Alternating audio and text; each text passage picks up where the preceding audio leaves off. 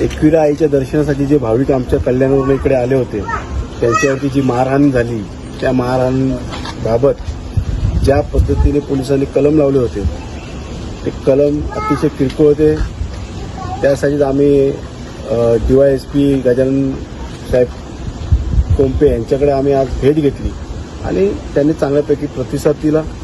सकारात्मक त्यांनी आम्हाला या ठिकाणी उत्तरं दिली आणि ज्या पद्धतीने मारहाण झालेली आहे, जी इंजुरी झाली त्या पोराच्या खोपडीला फ्रॅक्चर आहे, जवळजवळ 17 ते 18 टाके आहेत, मोठ्या प्रमाणात मारहाण झालेली आहे. त्याचप्रमाणे आमच्या माय भगिनीला सुद्धा अमानुषपणे मारहाण झालेली आहे. ह्या सगळ्या बाबी त्यांच्या आम्ही निदर्शनास आणून दिलेल्या आहेत आणि तात्काळ त्यांनी या ठिकाणी संबंधित पोलीस स्टेशनला सांगितलंय की कलम वाढवण्यात यावेत.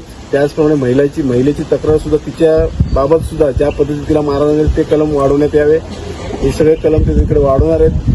त्याचप्रमाणे मी या ठिकाणी त्यांना सूचना दिलेली आहे की एकविरा देवस्थान भागामध्ये जेवढे पण संवेदनशील जागा आहेत त्या ठिकाणी CCTV कॅमेरे लावा आणि ते कॅमेऱ्याचे इनपुट तुमच्या इथे ठेवा, जेणेकरून त्या ठिकाणी कोणत्या प्रकारची हालचाल होतील ते आपल्याला प्रत्येक क्षण तुम्हाला तिकडे बघता येईल.